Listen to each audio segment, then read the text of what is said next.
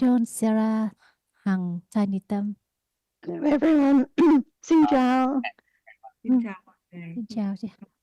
Chào, ngồi qua bên này hoặc cô qua bên này. Đâu cho. So we are in our Dhamma home in Vũng Tàu. Today we have Mai with us. Hello, Mai. Apart from other friends who are the regular in our monthly discussion. Hello, everybody. It looks like a very nice room that you have. Very nice space. Okay. Now let's see if Achan is there. Are you there, Achan?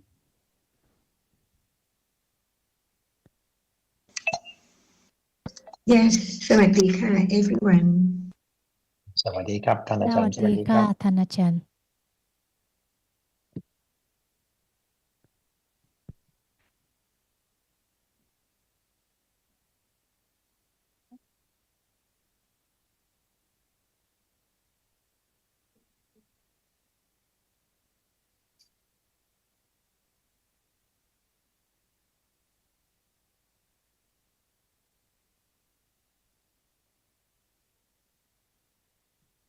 Chị Hà, chị có câu hỏi để hôm nay mình đưa ra đấy.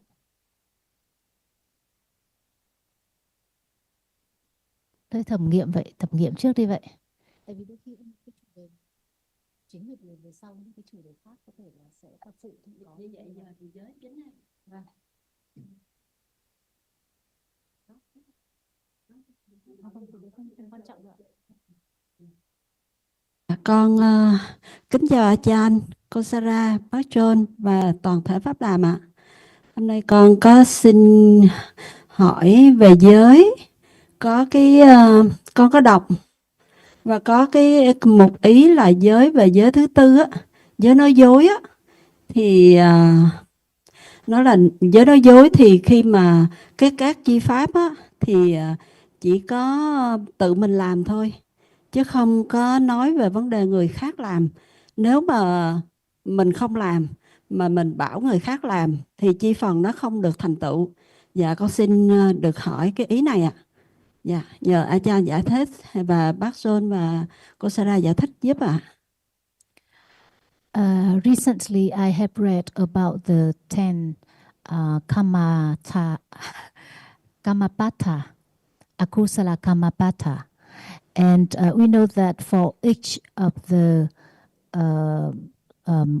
different Kamapata, there are factors that only when they are completed, then the Kamapata is said to be completed. For example, for killing, there are 5, and among the 5, doing the killing can be done in different ways by oneself or telling others to do it on one's behalf. But concerning the 4th precept, the one that has to do with the lying,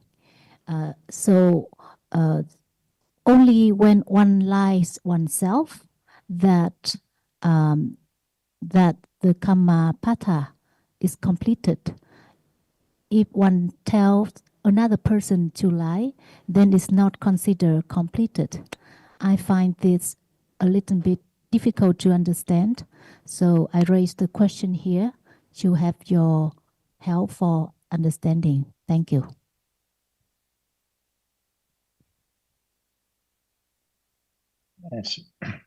As far as I know, the same consideration applies to all the kinds of akusala kamapata. That is,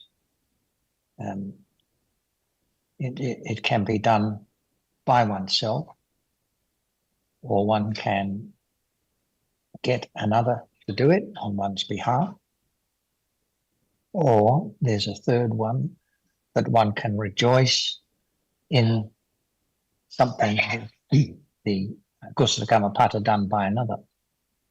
And in each of these cases, it is a akusala kamapata on the part of the individual. Thanks.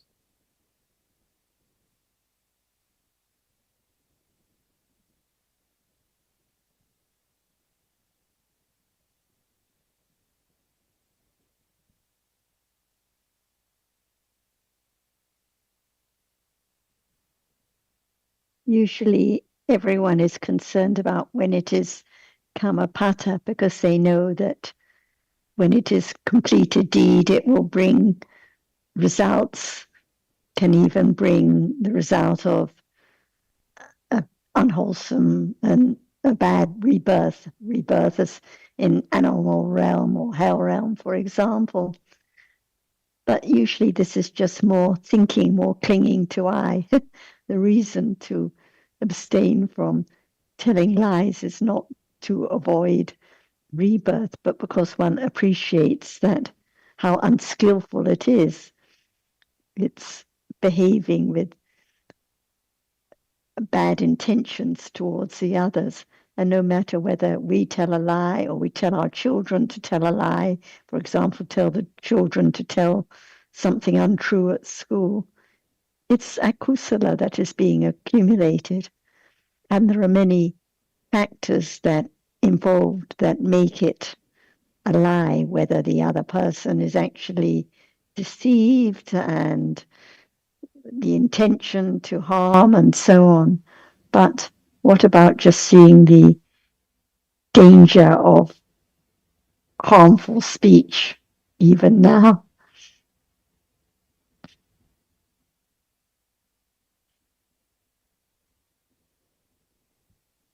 Because when one's just concerned about the results, it's not really the abstaining from unwholesomeness because of really appreciating the value of wholesome speech and deeds.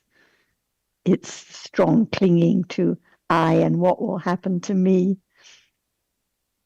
So I think we can understand that no matter whether we tell a lie ourselves or tell someone else to tell the lie for us, and whether the other person understands it's a lie or not, and so on, is unimportant. What's important is that unwholesome intention that accumulates and either can bring results or can support other akusala karma, which brings results.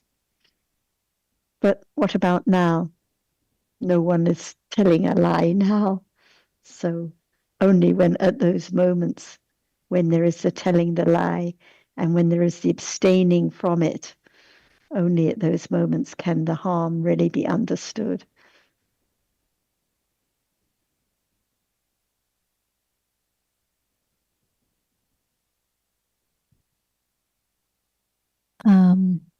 Thanks, John and Sarah. Miss Ha, she read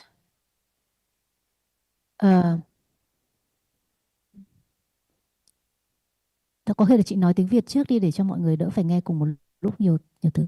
Vâng, tức là vừa rồi thì chị Hà có đặt câu hỏi và cái câu hỏi này là bởi vì chị đọc ở trong sách và đó là một cái điểm mà khiến cho chị không hiểu là vì sao lại như vậy, chứ cũng không hẳn là vì bận tâm là cái kết quả nó có cho cái kết quả hay không. Và như vậy thì không biết là cái thông tin đó có phải là thông tin chính xác hay không ạ? So the reason Ms. Ha asked her question is because she read that it in one of the books by one of the Vietnamese well-known monk, and he usually writes based on the scriptures. And it's not really concerned about the result or something, but just because it's an information that we don't really understand why. So is that information correct or not correct?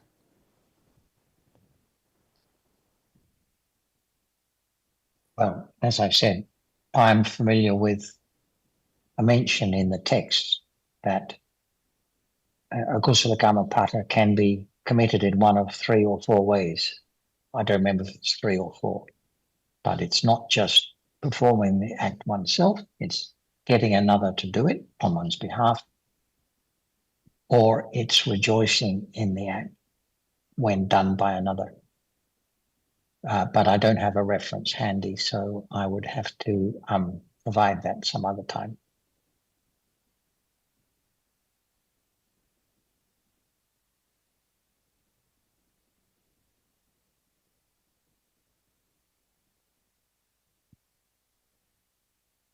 Vâng, cảm ơn ông John.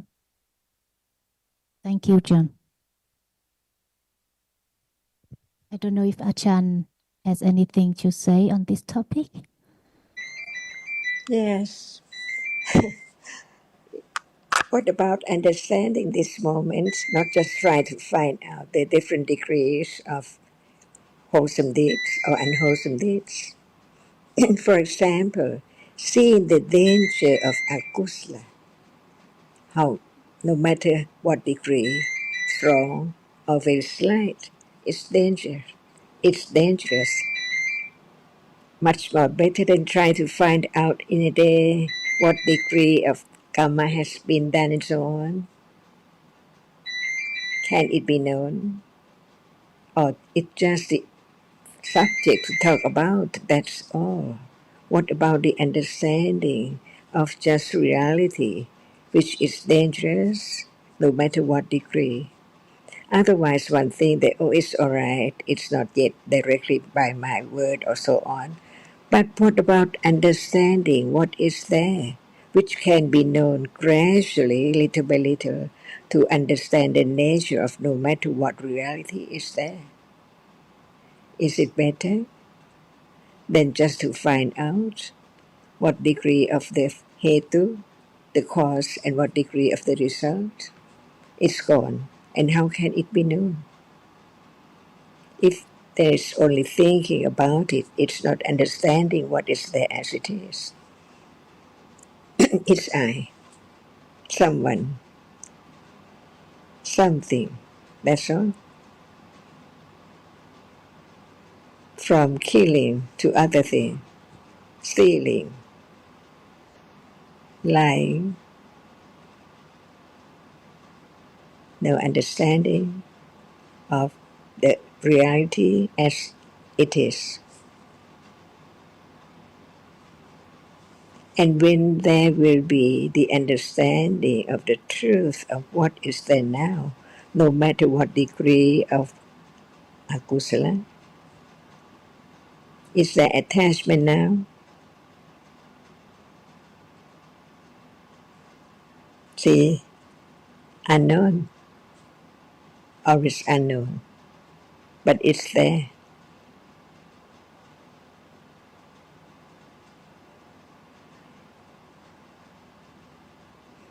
And without ignorance and attachment, can there be killing?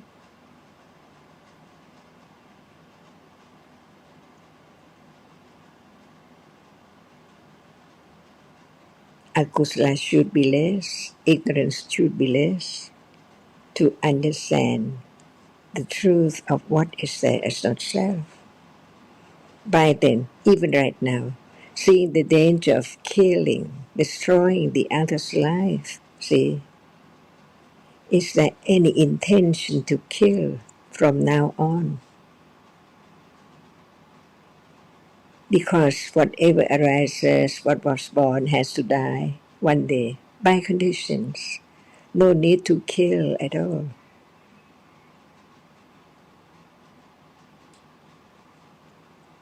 Would anyone like to be killed? So what about the other? The same. Is there any way not to kill anymore? Or just want to know the different degrees of the cause and the result?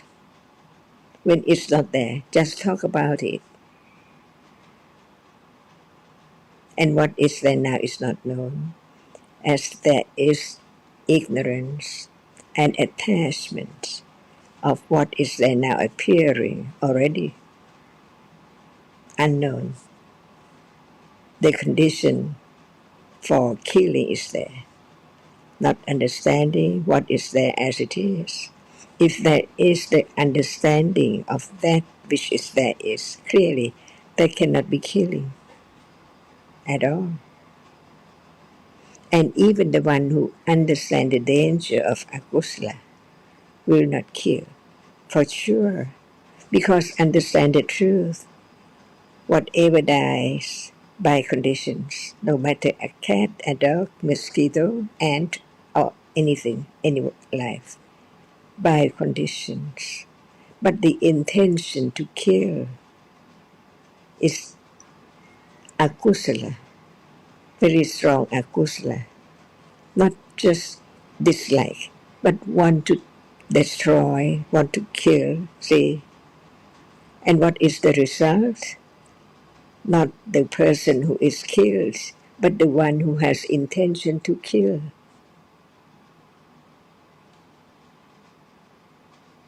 So learn to understand the truth. Nothing can be done. When one kills, it means that one does not understand the reality of killing at all. But understanding the reality, which cannot be taken for anyone at any time, is there by condition, arising and falling away, even right now. Can there be killing? Can there be intention to kill? Because each result comes from its proper condition. So talking about have less condition to kill, better than to try to find out what degree is that moment of deeds. Otherwise, the truth is hidden all the time.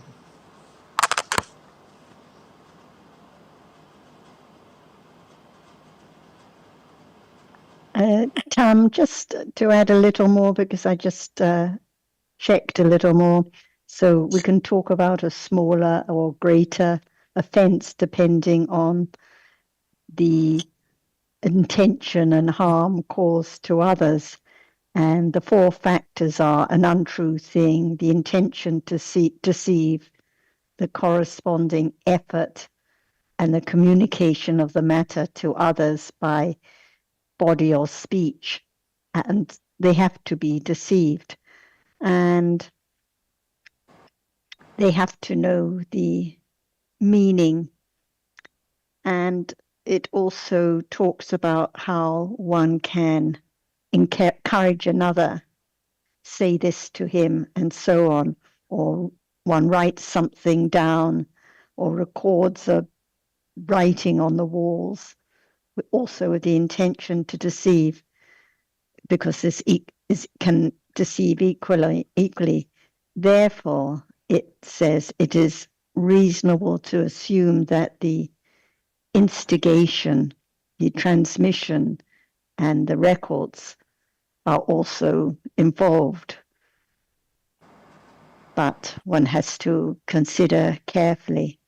So if one tells another to say something untrue and it leads to a deception, then it's also a kusala of same degree. This is from the Atasalani. But I think Ajahn point is correct. What about now? Otherwise one just tries to work out the story of the different degrees and what will bring result and what won't, instead of really understanding the danger of the attachment now, or the thought of saying something harmful to another when it arises. And even though we say or think, oh, well, we're not concerned about the rebirth or the results, but still, it is, as John said, still thinking about I and the other, and if I do this, the consequences, and so on. So it's actually only understanding the akusala when it arises, which accumulates and can lead to that degree, that really helps us to understand the truth.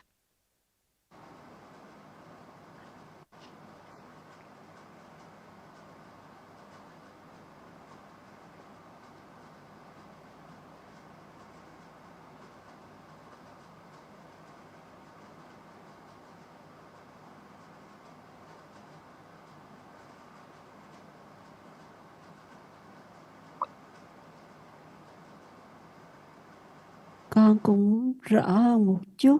Dạ. Thì như vậy thì dù có nghiên cứu, có đọc, nhưng mà cũng như các vị thầy nhắc nhở thì cái việc mà thực sự trong đời sống hàng ngày để suy xét về thiện và bất thiện và tùy theo cái mức độ và tác ý, nó vẫn là quan trọng hơn là cái việc là mình đọc mà mình mong cầu ở một cái điểm nào đó, hay là mình muốn nhấn mạnh để mình tránh xa những cái nghiệp đạo đó. Dạ, thì con hiểu được điều đó. Dạ, mà một phần là như cô Sarah vừa nói trong đọc trong kinh điển như vậy, thì không phải là mình có thể xúi người khác làm, nhưng mà mình có thể viết lại những cái điều mà mình mong muốn cho người khác hiểu sai về sự thật. Dạ, thì cũng là tương đương, đúng không ạ? Là cũng nghiệp đạo hoàn thành. Dạ. Dạ, con xin tri ân Achan và cô Sarah, bác John. Dạ. Uh, it is a little bit clearer for me. I got the point that is it more important to consider about kusala and akusala and the danger of akusala in our daily life, rather than trying to know something that we read, or thinking about the result it can create. And on the second point, cái ý thứ hai là chị nói cái and then also you gave the information that not only telling a lie, but having the intention to make someone believe in something wrong by writing for that person to read, for example, also is equal lying, and also can become the kamapata. Is that correct? Yes, when there's the intention to deceive and the act is done and the other person is deceived, it can be what we call complete kamapata that can bring the result. But even when it's just not complete kamapata, for example, if there's the intention to deceive and one performs the act, but maybe the other isn't deceived, but still it is akusala karma that can support the result of other kinds of akusala karma. So actually understanding what is unkind, unhelpful, whenever one has the intention to harm the other in any way at all, even a little one, by like telling a joke that the other may be disturbed by for a little while, it's still unwholesome. They give the example of a monk. I don't know if I can still find it.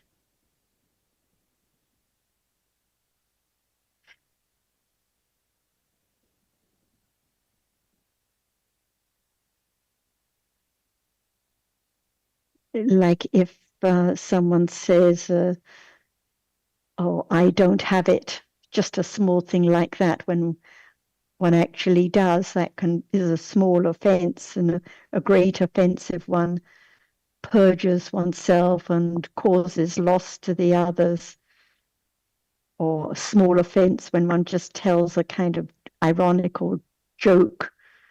But it's still akusala. It's still akusala that's being accumulated. There's still the intention to deceive. So different degrees, but rather than, as Ajahn said, thinking on and on about the different degrees and the different stories about different levels of akusala, what about now? What about the ignorance now? What about the attachment now? Otherwise, we just cling to the stories and trying to work out the details and forget about seeing now, hearing now, kindness now, kusala, akusala, even as we speak now.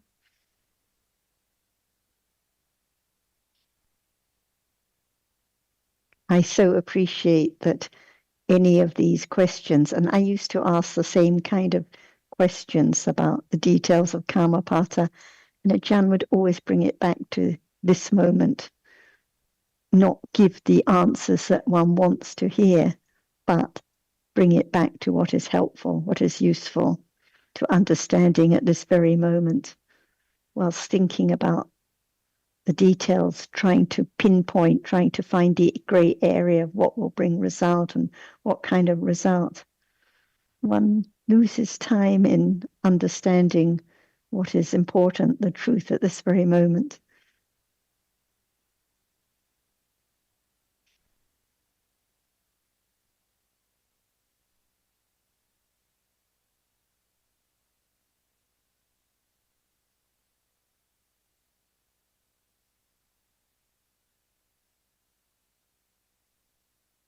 There are a lot of areas like the questions you asked where, sometimes even one commentary may say one thing and another commentary another one. So it doesn't mean the monk or the writer is wrong, and one has to consider carefully. So often there are grey areas and different points that are stressed in different texts. So one has to read and consider, not just try to find out whether this one is right or not.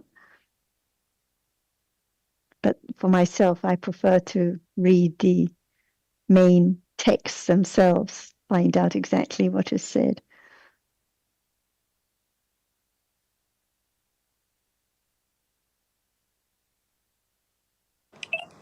You might doubt why is that in Atthakatha or commentary. The benefit of reading it is to consider how realities are so very subtle. That is only the sample for what any events in life, no matter what life, past, present, or future. It has to be like that. Just learn to understand the point of what is there to show the different accumulation. But it's not need to try to find out this moment of such degree of akusala, what is the result in what life, close or far away, and so on. It just understand the subtlety of dhammas. It cannot be realized without understanding what is there now. Because at moment of telling a lie, it can be time to understand what is the truth of it. Anything in life without any understanding, it's impossible to understand the virtues of the Buddha, enlightened to the truth, no matter what degree, no matter what life, no matter what situation. It can happen by conditions. And what we read in the book about uh, different life in the past, see, to be example for as long as there are ignorance, there can be such life, incredible sometimes, but it's already there, see, by conditions. What anything can arise when there are its proper condition to arise. Even if so unexpectedly, it is there by conditions. Just to understand the Dhamma, all of them are anatta.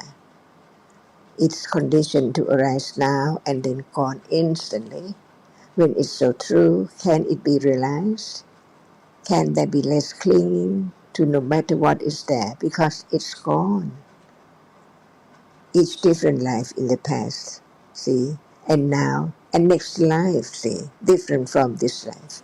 Many happenings will be by conditions, on and on and on. They are all dhammas, but there can be the understanding which can wear away ignorance and attachment by its way, not by anyone try so hard to have it gone, but without right understanding.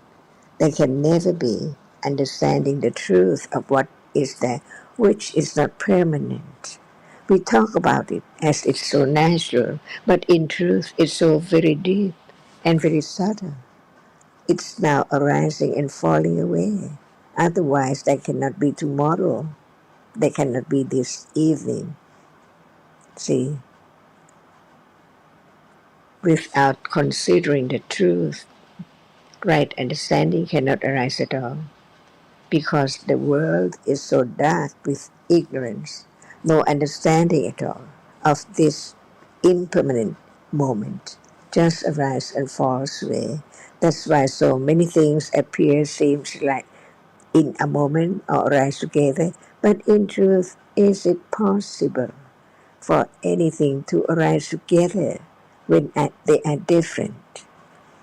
That's why learn to understand the very subtle characteristic of each reality. Even seeing right now, or that which is seen right now. We just heard, what about considering or consideration about the truth? Just heard, that is not enough. But the more hearing, the more considering, the more reading about different realities in the past and present and future. They are different by conditions.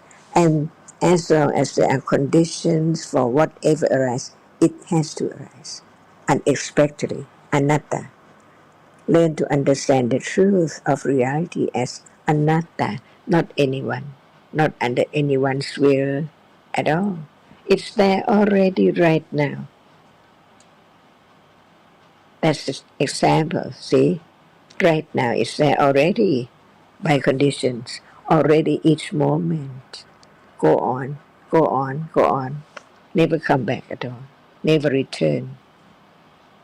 Is there any understanding of what is there in life at all? Because they are there from moment to moment. And reality can be studied to learn its nature, the truth of it. And right understanding can develop more and more, clearer and clearer. It's the function of right understanding from hearing and considering each word, each moment. For example now, seeing is not hearing, no thought about it, even heard many times about it, no attention to seeing or hearing, because no conditions for such moments yet. That's why keep on hearing again and again and again. No expectation for when will it arise to be known at all. Only when it's there. And the conditions is enough to understand it with awareness directly on one object only, of this or of that, unexpectedly, because it hasn't arisen yet. And this is life, not permanent. Nothing can last at all. It's gone no matter what. So learn to understand the truth firmer and firmer, clearer and clearer, little by little. That's the only way to get rid of ignorance and attachment. Very, very slightly in the beginning, because the accumulation is so enormous, eons and eons ago, so very thick. And how can it be taken off instantly? Only right understanding, seeing the benefit of beginning to understand each word of truth. For example, Dhamma, see, is whatever now is Dhamma or not yet, or is always something as before, as usual. But in truth, what about Dhamma? See, it's so real, it is seen. And consider the truth. What is seen now and years ago and few or more years ahead, it has to be only that which can be seen when it impinges on the eye base. And what appears has to impinge on the eye base to condition seeing, to see it clearly as it is, only one reality, one at a time. Is that true? Is there enough condition to begin to attend to the characteristic of seeing, or that which appears, or that which is touched, or the touching, or the feeling, or the memory. What are there in life? If there's no teaching about it, it cannot be known. No matter what is said in Tipitaka, very subtle. The Rupa-Dhamma, in the day, what are they which can be known? Only through the eye, ear, nose, tongue, body, and the mind just keep on experience that which is seen as something and think about it, dream about it in life, all in a day, and then die. See, what's the use, the benefit of just live with ignorance and attachment, while the truth can be learned to understand how much ignorance is there, that it covers up the truth very thickly. So it's so very difficult, very hard to go through what is covered little by little. Right now, little by little, talk again about seeing. It's the same quality, it's the same reality, the reality which arises to experience only its particular object. The eye or the seeing can see only that which impinges on it, not anyone at all. Learning to have confidence of the truth. So one day there can be a moment of direct understanding of it. And right understanding understands the difference between intellectual understanding and direct understanding right now of whatever is there right now. It has to be now, as usual, normally, as it is.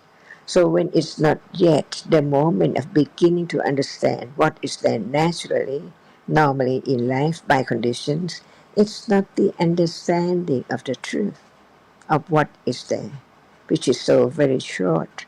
Just be there and then gone, unknowingly, now.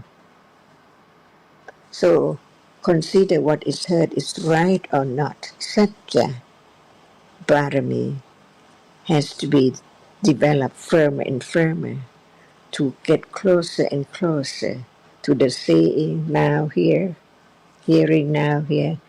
At that very moment, no body, no arm, no legs at all.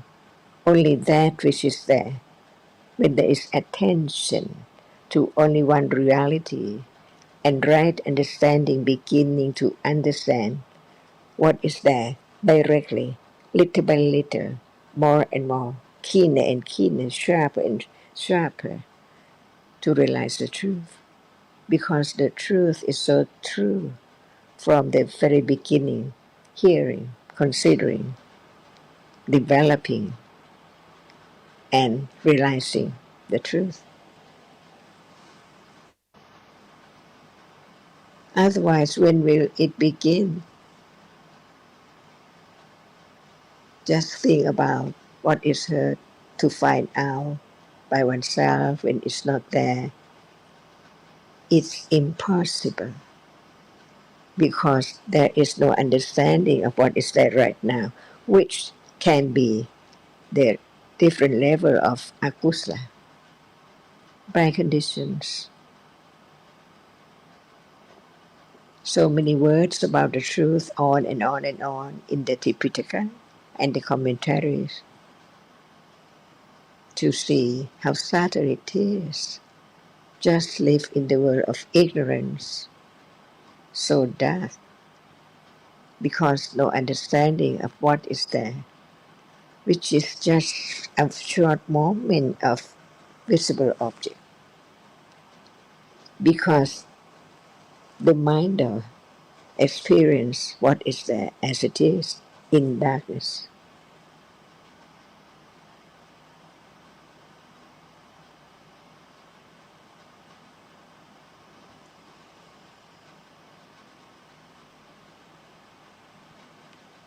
Thank you, Ajahn. Thank you, John and Sarah. Dạ chị Hà, em thấy chị có chiều nay có ở trên Zoom. Chị có muốn đặt câu hỏi mà sáng nay chị đặt ra vì bây giờ là có A Chan ở đây. Thì không biết là chị có muốn đặt câu hỏi để được nghe câu trả lời từ A Chan và ông bà Chonsera không ạ?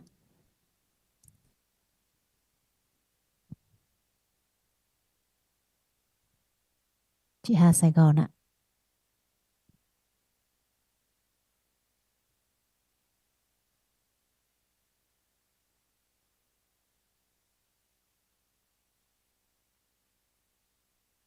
Dạ. Em chưa thấy chị Hà trả lời thì có thể là một thời điểm khác. Sáng nay thì cũng có chủ đề nói đến bùa chú thì em thẩm nghiệm cũng có cái thắc mắc nhờ thẩm nghiệm. Chị vẫn đang tiếp tục ạ? À, cũng được, cũng được. Thôi chị cứ nói chị được. Con rất là tri ân những cái điều con vừa được nghe. Cái thời điểm mà con cái tâm nó hướng về nhiều về cái câu hỏi thì nó muốn có đáp án, nhưng sau khi được sự nhắc nhở của các vị thầy và nhất là cô Sarah, cô chia sẻ, cô thấy rằng là cái thời điểm trước cô cũng giống như con là cũng hỏi, nhưng mà được A Chan dẫn dắt về những gì hiện giờ thì con cái thời điểm đó thì con cũng thấy điều đó, và sau khi được nghe A Chan dẫn dắt và dạy thì con thấy vô cùng giá trị và hữu ích con rất là tri ân. Và sau đó thì con cũng cái duyên nói về trí thì con cũng có cái câu hỏi tiếp theo là ờ, trong kinh Đức Phật thường hay nhấn mạnh về cụm từ là tăng thượng giới, tăng thượng định, tăng thượng tuệ, thì con xin nhờ A Chan cùng ông bà John và Sarah giúp con hiểu hơn về cái cụm từ này ạ. Dạ, con xin cảm ơn ạ.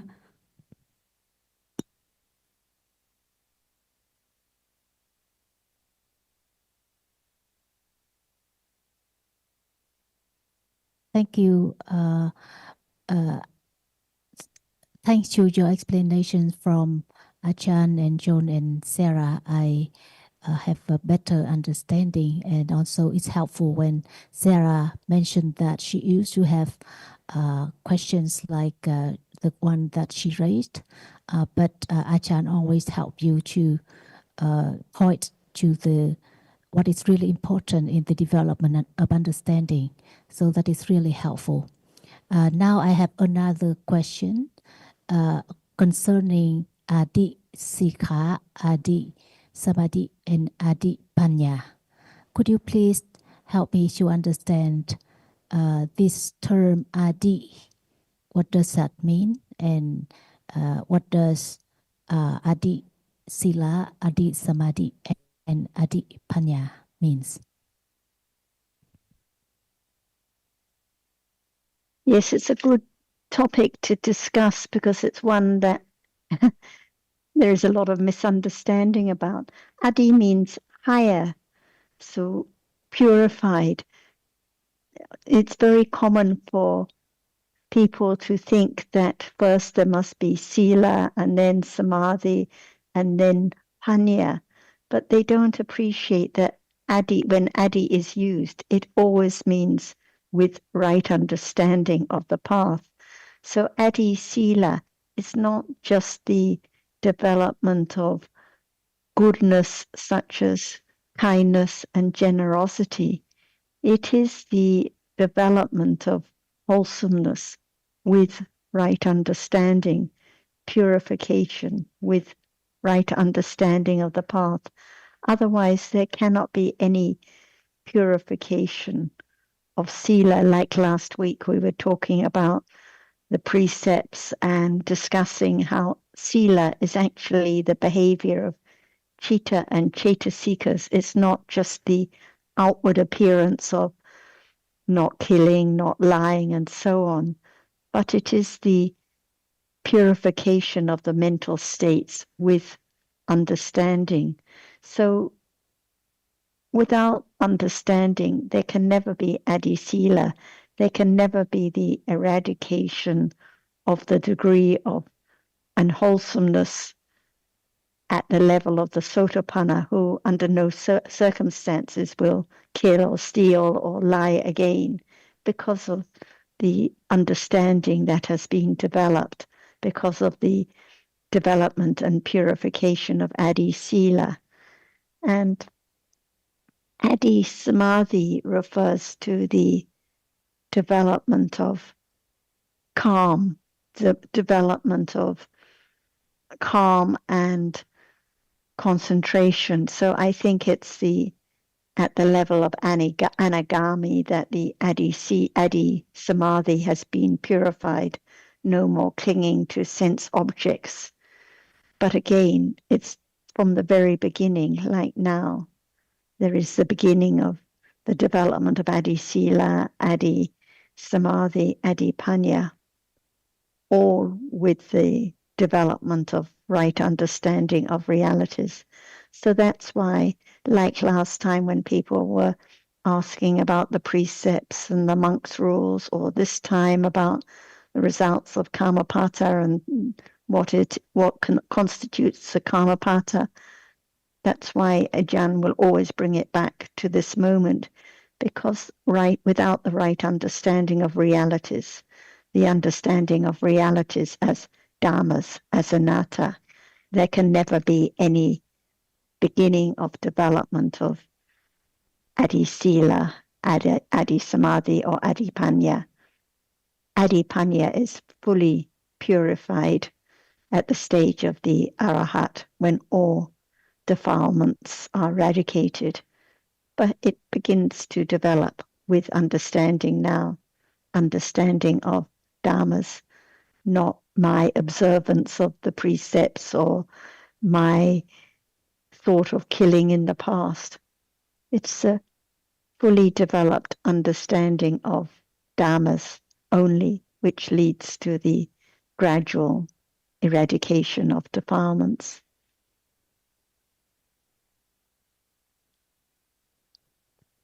And I'm sure Ajahn will be very glad to add more on this topic of Adi.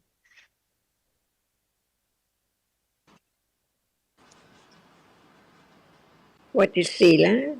What is Chitta? And what is Panya? To be Adi Sila, Adi Chitta, and Adi Panya, see? Is that just the word Sila and the word Chitta and the word Panya and also Adi Sila, Adi Chitta, and Adi Panya? Different degrees of Dhamma. Sila in general is the behavior of Chitta and Cetasika whenever there is Kusala Chitta or Akusala Chitta. That's the behavior of Chitta in daily life. But when there is the understanding is there. Is it not Sila and Chitta together of that level? And all depends on the highest one, right understanding of the truth. Because even just the tranquil moment, the tranquility developed so high, but without panya, right understanding of the truth at all, no way to go out of the circle of samsara, no understanding at all. So, what is Adi Sila and Adi Chitta? It has to be with Adi Panya. For those who develop jhana and not develop panya, they cannot be Ati-citta together with Ati-sila and Ati-panya. So different degrees of understanding. That's why so many words.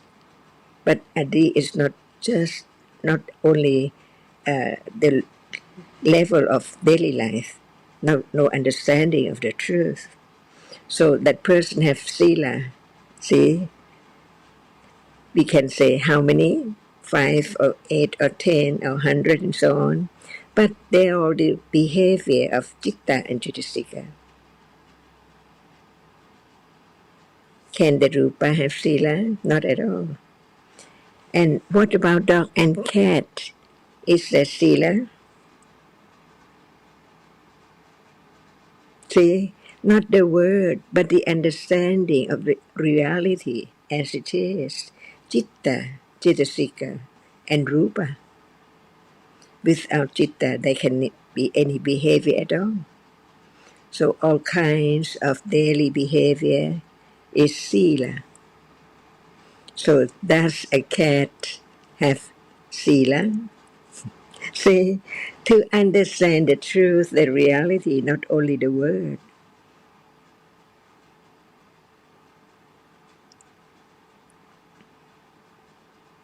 And what about the difference between the animal and human being in daily life? Seeing, hearing, smelling, feeling in the same house. So what about the difference between seeing the cat or the dog or the human being?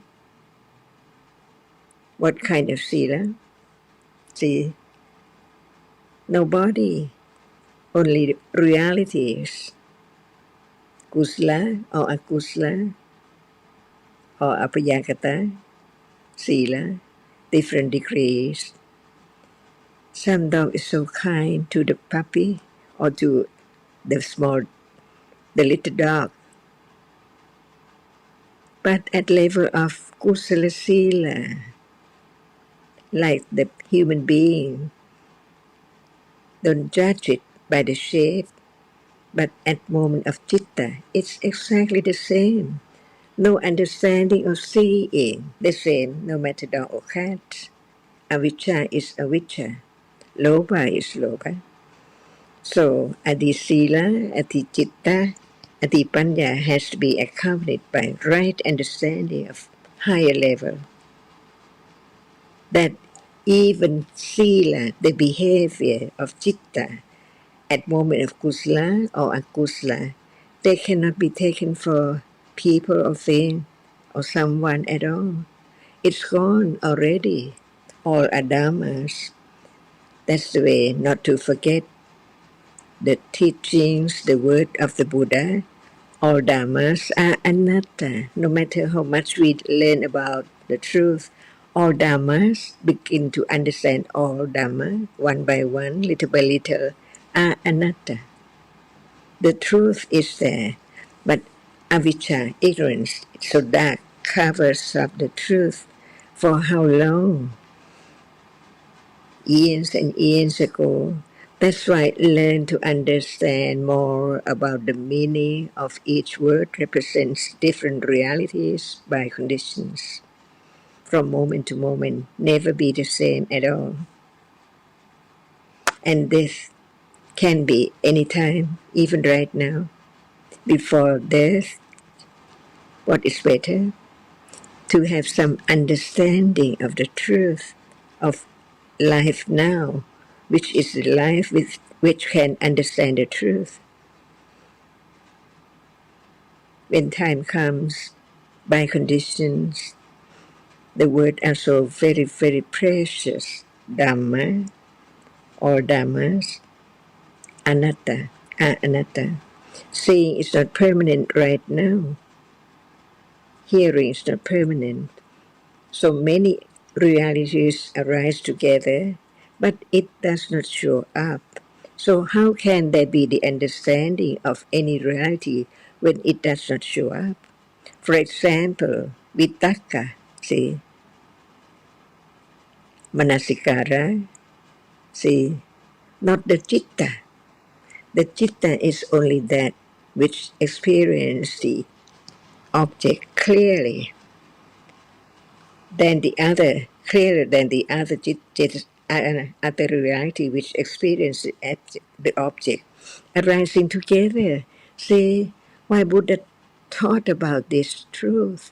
It's so true. Otherwise, no understanding of the very short moment of the arising and falling away of many realities, but only that which can be known right now is seeing, not the citta before seeing or the citta after seeing. And that is seeing right now. It's time to talk about it, to begin to understand the nature of it.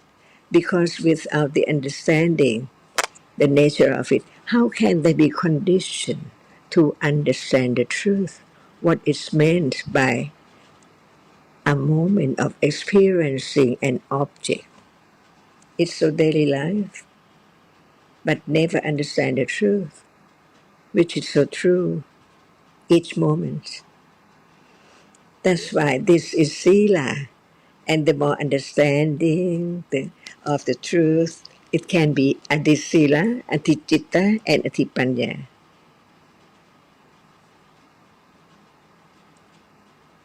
When chitta is atipanya, cannot the other be adichitta and adisila? So just consider each word is so deep. And Buddha said, what appears does not appear as it is. Hearing, no need to be light at all. Turn off the light, but there can be hearing in darkness. So when reality appears as it is, it's not when it's covered with ignorance and attachment at all. So consider what is heard, read the word of the Buddha, examine or consider a little more carefully, not just one aspect, but many aspects about just one reality, to help, to assist, to condition the understanding from such word here and the other word there about it. That's the moment of studying the truth right now. Seeing all day, if you don't talk about it, just remember it's the reality which sees. And what about the arising and falling away of seeing right now? From considering carefully, the world does not appear as it is. What is there now does not appear as it is. So in truth, what is it? Hearing, the sound impinge on the ear base, condition, the reality to arise to experience that which is there at the ear base, so close. But at that moment, no body at all, not anything or anyone, no bed, no pillow, no door, no house. What is there is only one reality. By understanding with direct awareness of one characteristic of a reality, before it can appear so clearly to right understanding, which is sharper and deeper, deeper and deeper to the truth now arising and falling away. It's not just the word to talk about, but to begin to understand how much understanding of the truth. And the way to understand it is not the self trying so hard to sit, to walk, to concentrate, but a moment of understanding the nature which is so subtle. All dhammas are so subtle. The teachings of the Buddha is so subtle because it's all about the subtle reality. But it can be realized. It can be studied. It can be firmer and firmer when there's more considering about the truth, the ultimate truth. What is there now is not permanent. So the world, each moment, is the breaking world. Until then, it can wear away the clinging and ignorance about what appears in eons and eons as so permanent each moment.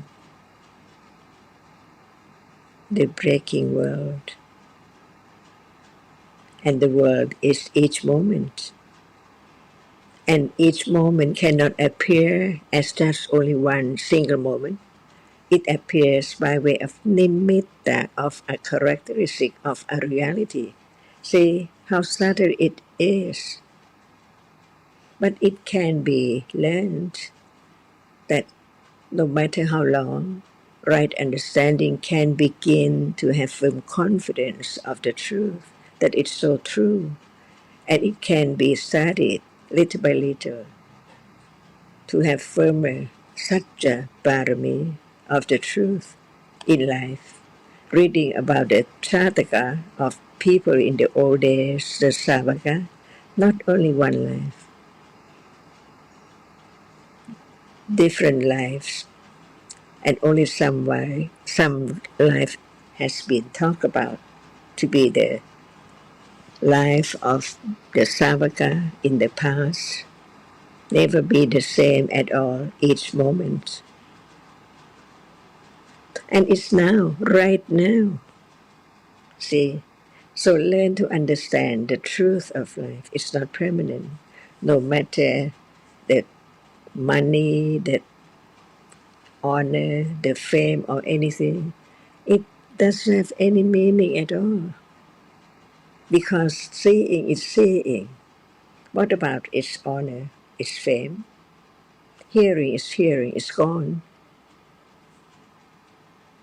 So the more understanding, the more letting go of ignorance and all kinds of akusla, little by little, by conditions because of the great accumulation of ignorance and attachment and other kinds of akusla are there accumulated.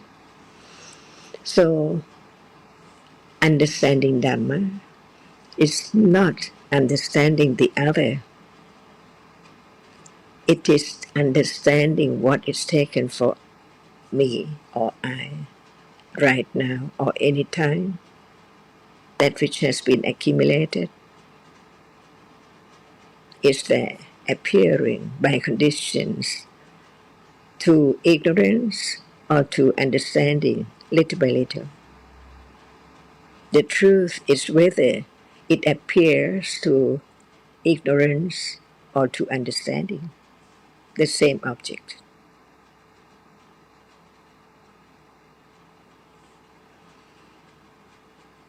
So we can talk about any word of the teaching to understand a little more, even the past life of the Savaka. Just it shows the difference of conditions to be such and such before enlightenment to the truth. So this life, everyone here, see, Chataka, until enlightenment, the moment of enlightenment.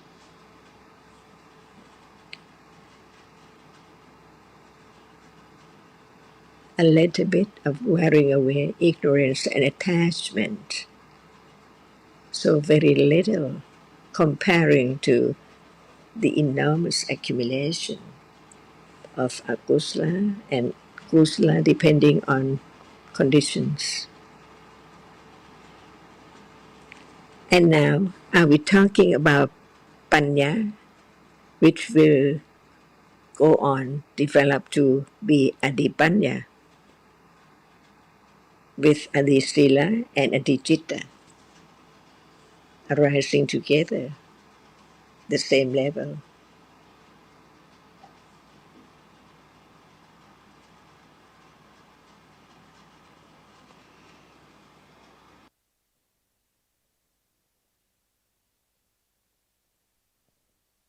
Dạ, rất là giá trị ạ.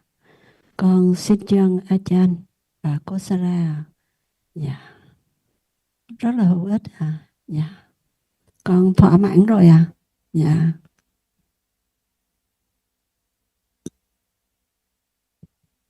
Thank you for your precious explanations. I feel very satisfied with the answer. Thank you very much.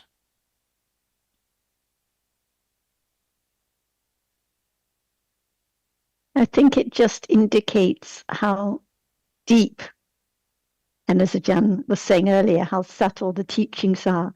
We read one phrase like Adi Sila, and we think, oh yes, it's clear if I'm following so many precepts and so on, this is good Sila.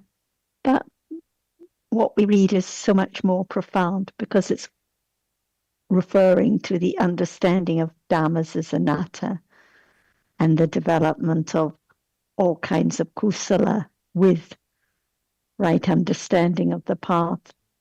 So, as John said, we can discuss one phrase, one word at a time, and it indicates how it's so much deeper, so much more profound than we imagined or thought when we first came across the phrase. One little word like adi added to sila indicates that it's always about the development of right understanding.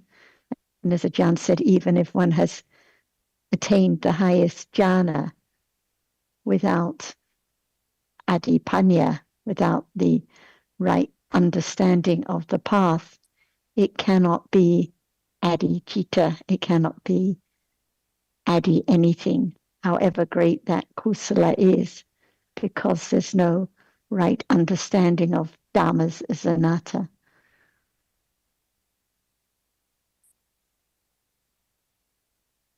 And last week, I think it was, at the end, one friend was talking about following meditation practices and having less depression and a way to manage life more easily, if I'm not mistaken. But without the development of adipanya, without understanding more about dhammas leading to the development of the path, we're just looking at different band-aid solutions, not really looking at the real problems and the path that leads to the eradication of defilements and all disturbances and difficulties in life. And we will always be so susceptible to the different worldly conditions, praise, blame, gain, loss, and so on, because they're all taken as being so important without the understanding of dhammas now, such as seeing now, hearing now, pleasant feeling, unpleasant feeling, kusala sila, akusala sila, even at a moment of saying something untrue, there can be understanding, and that moment of understanding is more precious than all the kusala without any understanding.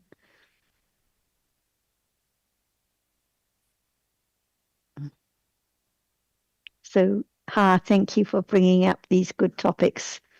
I appreciate how you always consider everything very deeply and don't just accept what is written in the text. I can see someone has their hand up, so.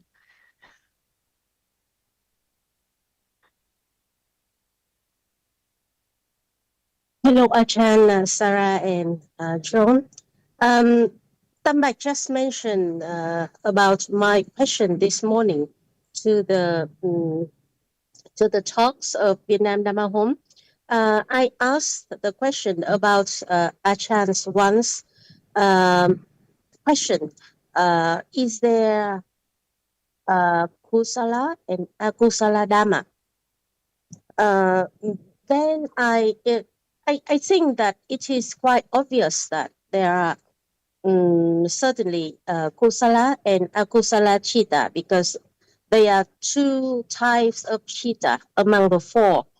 But actually, considering it more, when there is direct understanding, it seems that just the Dhamma, and it is not neither kusala or akusala. So, and reading some other books and other explanation, it seems, to my understanding, that once there is direct understanding, then there is not kusala nor akusala dhamma.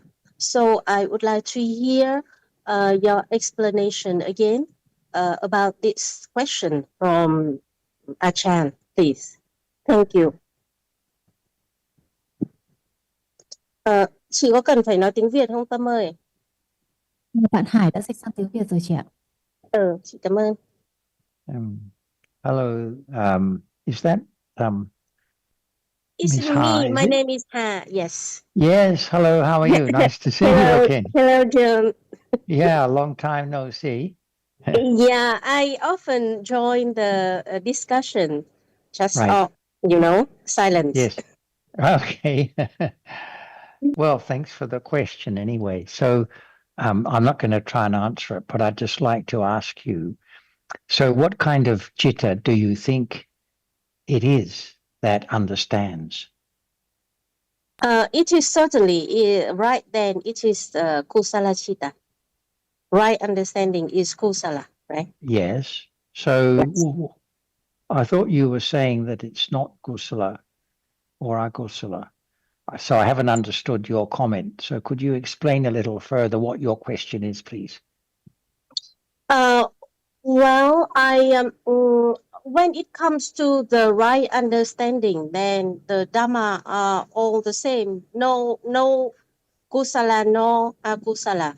That is what uh, I think I get from other explanation as well, and also referring to Achan's question. I think Achan's question must be deeper than just checking our knowledge like that. So I would like to hear again, please. But you agree that understanding itself is kusala citta, Yes, but it is then you from what say that right understanding, all dhammas are the same. What does that? You mean all I dhammas mean. are understood to be of the same characteristic, or what? No, I mean to the understanding of enlightened one. Yes.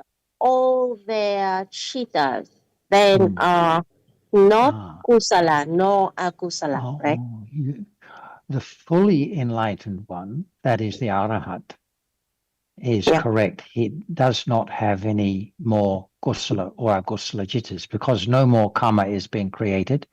His or her jittas in place of the kusala and akusala ones in the sense door and mind door process are I forget the term. They are inoperative. They are kriya jittas. But the processes are still the same. There is still seeing and hearing, followed by thinking about what has been seen and heard. And the jittas that arise in the javana process there, instead of being kusala or agusala, are kiriya jittas. They perform a similar function as the kusala and agusala jittas because they run through the object or they consider process the object, but they are not kusala or agusala because the arahat is beyond committing any further karma, wholesome or unwholesome.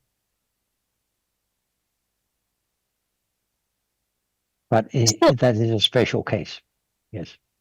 Yeah. Sorry. So I to that sense, yes, I understand you and I remember the lessons. Yes. But hi, yes, also glad to hear from you.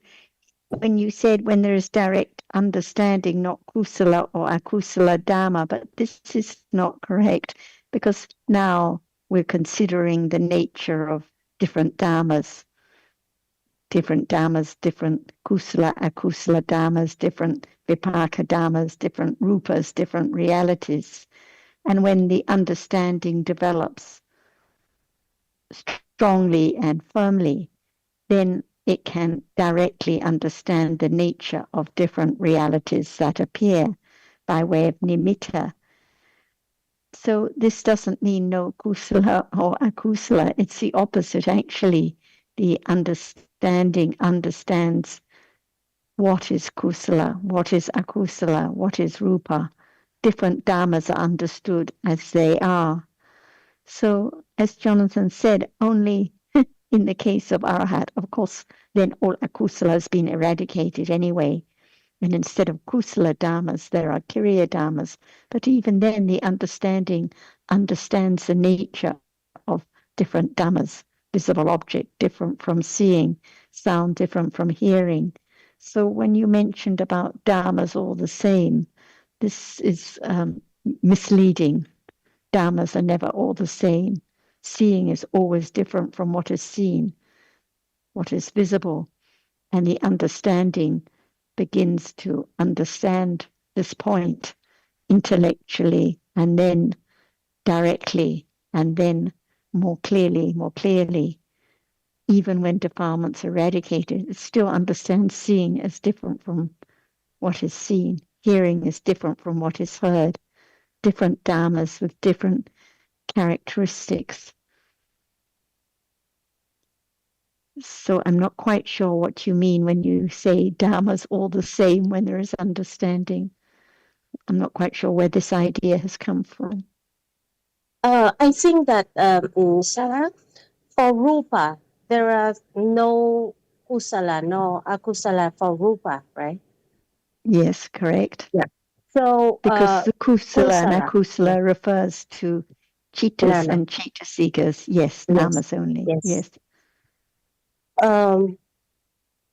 Yeah, this is why I want to hear from you again, for, confirmation of the right understanding of this conventional understanding.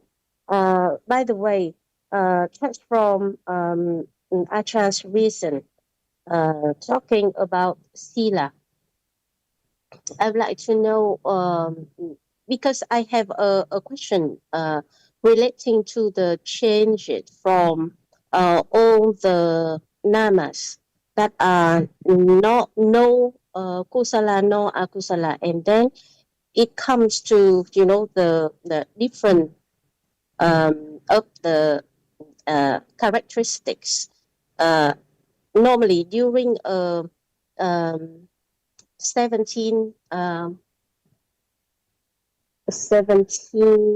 cheetahs during one session of cheetah of experiencing one object, then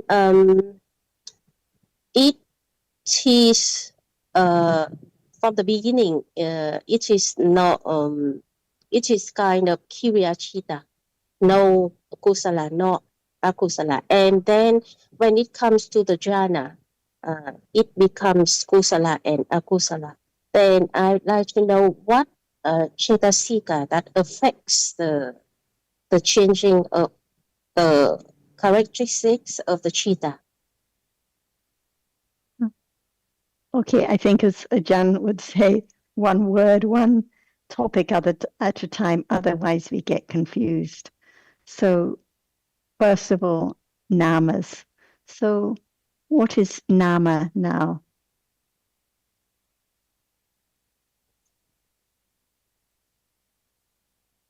The namas are chitta and cetasika. Yes. So no matter whether they are the namas like seeing and hearing, which are result, vipaka namas, or no matter whether they are kusala or akusala namas or kiriya namas, they're all namas that have the quality of experiencing an object, different chitas and chaitasikas. So different moments by conditions. Vipaka chitas, kusala, akusala, or kiriya chitas arise.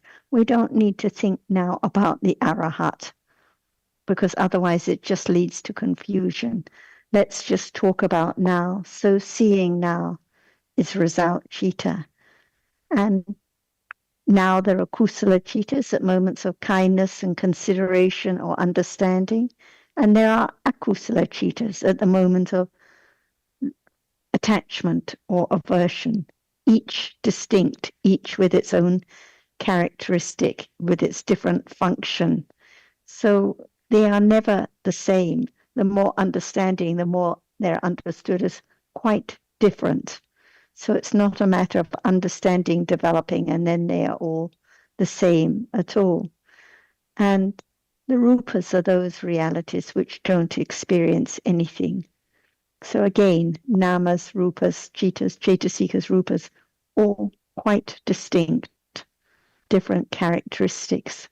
And the point of studying is not to remember details or how many chitas there are in a process or what it's like to be in our heart with just curious teachers. The point is to understand now, the seeing now as a Dhamma, anatta, different from hearing, another Dhamma, anatta, only one arising at a time, different function, different characteristic, and gone instantly.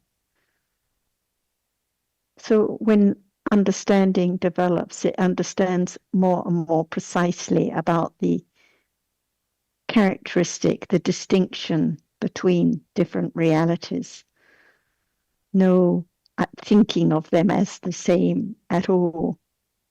So forget about the enlightened one and begin to study and understand more about the reality in life now, seeing now, hearing now, what is seen now, what is heard now.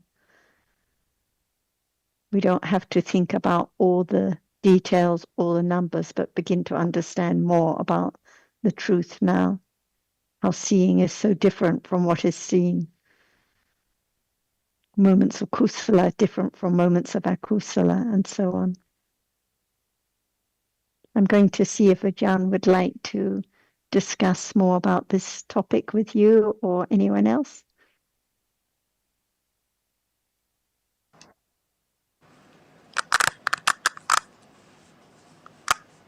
Shall we learn to understand the truth of what is there appearing now? Not just the word, like Nama and Rupa, but the nature of the reality, which is Nama, is there.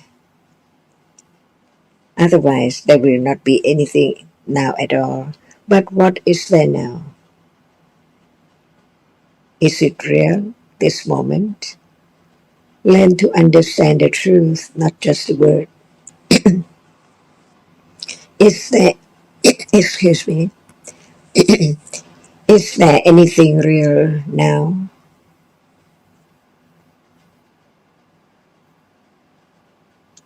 Yes, Ajahn. Really? They are real, but they do not appear as they are to us because we have so much ignorance. What now does not appear as it is? Uh, the visible object, for example, it is always appearing to us as something, somebody. But in truth, it cannot be someone or anything at all, right? And what Yes, is its nature? yes, That which is seen. What is its nature? Because it's a reality.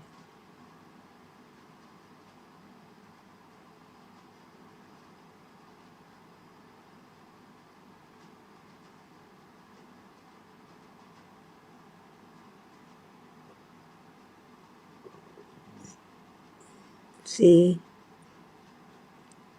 what nature is it? Sorry, Ajahn. Can you raise the question again, please?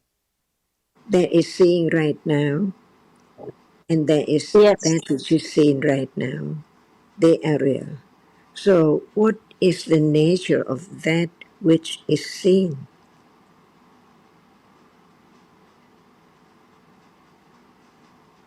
I don't know yet. You know, because you use the term rupa, right? Yes, it is from just learning from your explanation, from your teaching. But not word, but the understanding is that what is real is experience as it is. What is seen cannot be changed because it is seen. So it's a reality because it is seen. And its nature is just that which can be seen,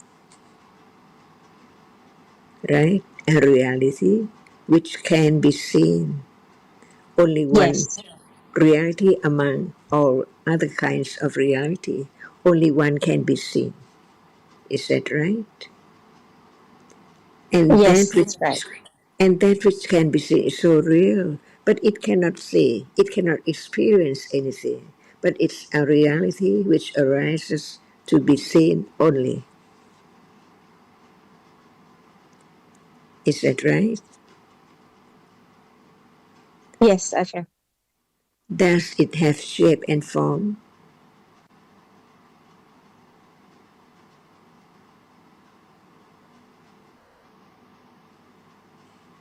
It's always at the same time something to be seen, and then it is shape and form immediately. But not at moment of seeing, right? Yes, yes. That's why life goes on so very quickly, from moment to moment, unknown at all.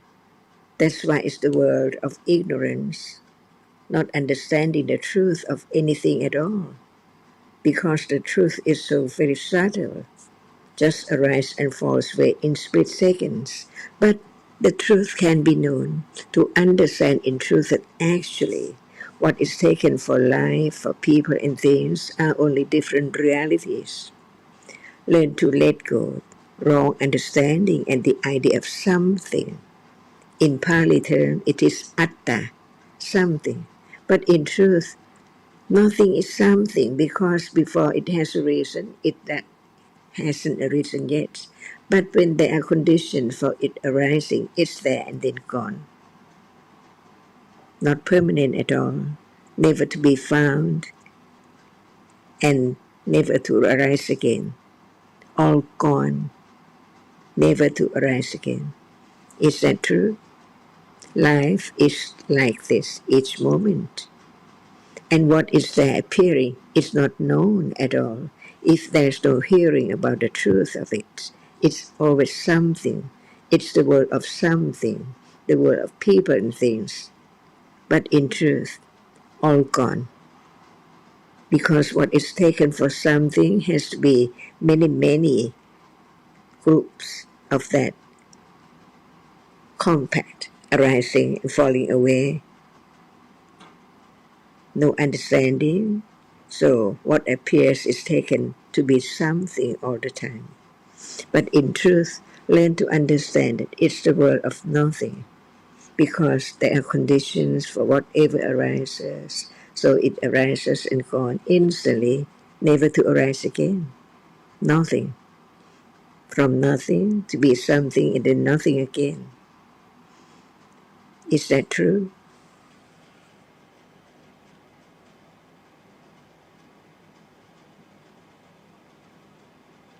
Is it true? Yes, it is true. So understanding the truth is understanding the world of anatta, not anyone or anything at all. All are different dhammas conditioned to arise and falls away. Can it be proven? Can it be realized? Because it's so true.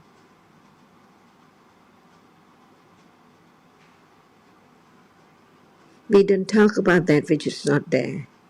It's there now. So can it be realized as it is? Because it's so true.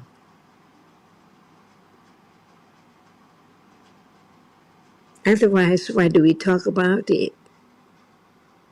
What's the use of talking about it if it cannot be realized as it is?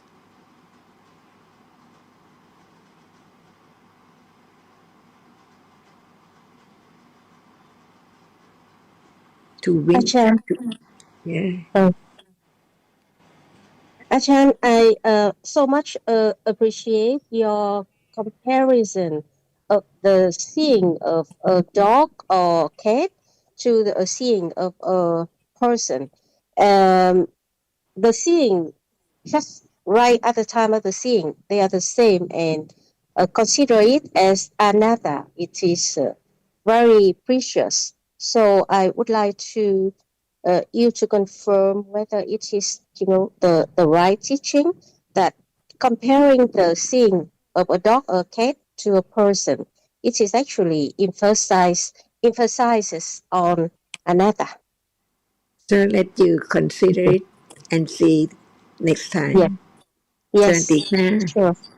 Yes, thank you very much.